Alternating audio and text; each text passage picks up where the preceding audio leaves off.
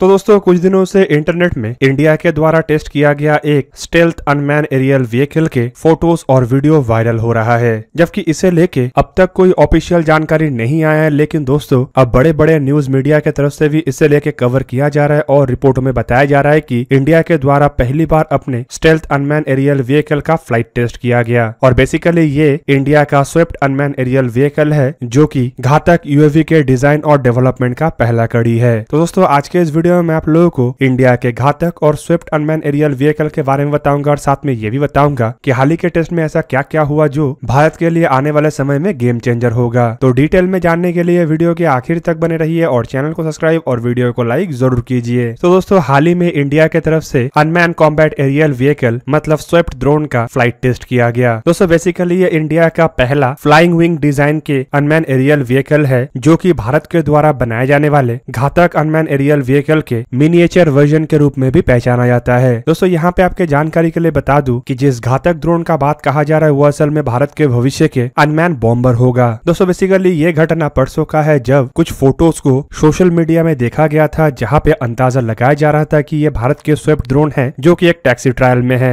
और अब बड़े बड़े मीडिया हाउस के तरफ से भी इसे लेके खुलासा करते हुए बताया जा रहा है कि संभावित इसे कर्नाटक के चित्रदुर्ग एरोनॉटिकल टेस्ट रेंज में डीआरडीओ के तरफ से टेस्ट किया गया। फिलहाल दोस्तों अब तक के रिपोर्ट के मुताबिक इसे लेके ना ही डीआरडीओ और ना ही मिनिस्ट्री ऑफ डिफेंस की तरफ से कोई भी क्लियर स्टेटमेंट दिया गया है और ना ही इन खबरों को अब तक नकारा गया है। फिलहाल दोस्तों आपके जानकारी के लिए बता दूं कि एरो इंडिया 2021 में भी इसके एक स्केल मॉडल को प्रदर्शित किया गया था और तभी दुनिया को घातक के स्केल मॉडल प्रोटोटाइप मतलब स्विफ्ट के बारे में पता चला। दोस्तों बेसिकली घातक अनमैन एरियल व्हीकल को डेवलप करने से पहले डीआरडीओ इसके एक कॉन्सेप्ट को तैयार करना चाहता है ताकि घातक के डेवलपमेंट में और आसानी हो। दोस्तों यहाँ पे जिस घातक अनमैन एरियल व्हीकल या फिर स्विफ्ट ड्रोन का बात कहा जा रहा है वो totally tailless flying wing concept है, जहाँ पे एयर इनटेक एयरक्राफ्ट के फ्यूसलाज के ऊपर के हिस्से में है और इसमें किसी भी तरीके के ना कोई फंक होगा और ना ही कोई टेल होगा, बल्कि ये फ्यूसलाज को एनलार्ज करके एक ऐसा डिजाइन है जो एयरक्राफ्टों को काफी अधिक मात्रा में स्टेल्थ बनाएगा। दोस्तों एक बार अगर धारणा किया जाए तो आप आसानी से इसे अमेरिका के B2 बॉम्बरों के साथ कंपेयर कर सकते हैं और ये लगभग B2 बॉम्बरों के जैसा ही होगा, लेकिन B2 जहाँ पे बड़े आकार का है और क्रू के द्वारा फ्लाई किया जाता है तो वहीं पे B2 से ये आकार में छोटा और अनमैन्ड होगा। इवन दोस्तों इस तरीके के अगर अनमैन एरियल व्हीकलों को ही देखें तो अमेरिका की तरफ से अब तक ऐसे नॉर्थेव गोरेमन X-47B का निर्माण किया जा चुका है, जबकि हाल ही में रशिया के तरफ से जो ओकाटनिक नामक अनमैन एरियल व्हीकल को दुनिया के सामने लाया गया था वो भी लगभग इसी तरीके का ही कॉन्सेप्ट है। दोस्तों फिलहाल अगर स्विफ्ट अनमैन एरियल व्हीकल को देखा जाए तो रिपोर्ट के मुताबिक इसका लंबाई करीबन 13 फीट है और इसका चौड़ाई करीब 16 फीट के आसपास है, जबकि इसके अप्रोक्सीमेटली वजन 2300 पाउंड के आसपास है। दोस्तों इन स्विफ्ट ड्रोन के अगर वायरल फोटोज और वीडियोस को आप देखे होंगे तो आप देख सकते हैं कि इसमें काफी बड़े आकार के लैंडिंग गियर्स का इस्तेमाल किया गया है। इससे एटलीस्ट अभी से ये अंदाजा लग रहा है कि ये सिर्फ एक मिनिएचर वर्जन ही है, जबकि घातक इससे काफी बड़े आकार का वर्जन होगा। दोस्तों यहाँ पे आपके जानकारी के लिए बता दूं कि घातक अनमैन एरियल व्हीकल को एक स्टेल्थ बॉम्बर के रूप में डिजाइन किया जाएगा और इसलिए इसमें एक इंटरनल वेपन बे होगा। पर स्विफ्ट अनमैन एरियल व्हीकल में ऐसे कोई इंटरनल वेपन बे होगा कि नहीं, इसका फिलहाल कोई खुलासा नहीं हुआ है और ये जो टेस्ट विड है मतलब जिन एयरक्राफ्टों का टेस्ट किया गया है उनमें भी ऐसे कोई इंटरनल वेपन बे है कि नहीं, इसके बारे में भी कोई जानकारी नहीं है। दोस्तों फिलहाल इस तरीके के ड्रोन के प्रोटोटाइपों को निर्माण करने के लिए भारत द्वारा Russian made NPO Saturn 36 MT small turbofan इंजनों का इस्तेमाल किया गया है, जो बेसिकली क्रूज मिसाइलों में इस्तेमाल होता है। जबकि अगर इन अनमैन एरियल व्हीकल के पिछले वाले हिस्से को रशिया के ओकटनिक के साथ कंपेयर किया जाए तो आपको पता चलेगा कि जहाँ पे ओकटनिक में एक गोलाकार इंजन का एग्जॉस्ट का इस्तेमाल किया गया है तो वहीं पे स्विफ्ट अनमैन एरियल व्हीकल के कॉन्सेप्ट में जो इंजन का थ्रस्टर है वो चपटा है। काफी हद तक ये अमेरिका के X-47B के जैसा है, जो एक तरीके से इंजन से निकलने वाले इंफ्रारेड सिग्नेचर को भी छुपाएगा और एयरक्राफ्ट के जो रडार क्रॉस सेक्शन है उसे भी कम करने के साथ साथ एयरक्राफ्ट के स्टेल्थ फीचर को भी बढ़ाएगा। दोस्तों फिलहाल ये जो स्विफ्ट ड्रोन है ये काफी अधिक चर्चा का विषय इसीलिए बना हुआ है क्योंकि इसे लेके कोई भी ऑफिशियल जानकारी नहीं दिया जा रहा है। अब तक जितना भी जानकारी पब्लिकली अवेलेबल है सब कुछ अनऑफिशियल है और दोस्तों इतना चर्चा होने के बावजूद जब इसके बारे में कोई ऑफिशियल टिप्पणी नहीं हो रहा है तो ये और बड़ा चर्चा का विषय बनता जा रहा है। दोस्तों बेसिकली अगर घातक अनमैन एरियल व्हीकल के कॉन्सेप्ट को ही देखें तो ये करीब 1 दशक पहले के कॉन्सेप्ट है, पर 1 दशक में इसमें ज्यादा कुछ काम नहीं हुआ है और पहली बार इसके मिनिएचर वर्जन मतलब छोटे आकार के वर्जन के बारे में हमें साल 2018 में ही पता चला था। तब एक 6 फीट के स्केल मॉडल के फोटो IIT कानपुर के द्वारा पब्लिक किया गया था। पर दोस्तों उस समय तक भी किसी को पता नहीं था कि ये किस तरीके के कॉन्सेप्ट होगा और कैसे ये काम करेगा। इवन स्विफ्ट ड्रोन को लेकर तब भी लोगों का मानना था कि ये घातक अनमैन एरियल व्हीकल का ही प्रतिरूप है। 2018 में ये भी रिपोर्ट आया था कि इन अनमैन एरियल व्हीकलों का फर्स्ट फ्लाइट 2019 या फिर 2020 में हो सकता है। बेसिकली तब ये भी रिपोर्ट में आया था कि ये एक लॉन्ग रेंज के स्ट्राइक ड्रोन होगा जो कि दुश्मन के क्षेत्र के अंदर घुस के ताबड़तोड़ हमला करने में सक्षम होगा। पर दोस्तों इसके बारे में क्लियर डिटेल हमें इस साल के एरो इंडिया के दरमियान ही मिला। तब इसके एक स्केल मॉडल को भी प्रदर्शित किया गया और ये भी जानकारी दिया गया है कि ये घातक अनमैन एरियल व्हीकल नहीं बल्कि घातक के मिनिएचर वर्जन होगा। जबकि रिपोर्टों में बताया जा रहा है कि घातक कम से कम इससे 8 गुना बड़े आकार का होगा। फिलहाल दोस्तों ऑफिशियली भी घातक के ऐसे कुछ खासियतों के बारे में जानकारी नहीं दिया गया है जिससे हमें घातक अनमैन एरियल व्हीकल के वजन या आकार के बारे में कुछ पता चले। पर अगर स्विफ्ट ड्रोन के साथ कंपेयर करते हुए 8 गुना आकार को हम मान ले तो लगभग इसके विंग स्पैन मतलब चौड़ाई 128 फुट तक होगा। मतलब ये रशिया के तरफ से निर्माण किया हुआ ओकटनिक ड्रोन के तुलना में लगभग दुगना बड़ा होगा।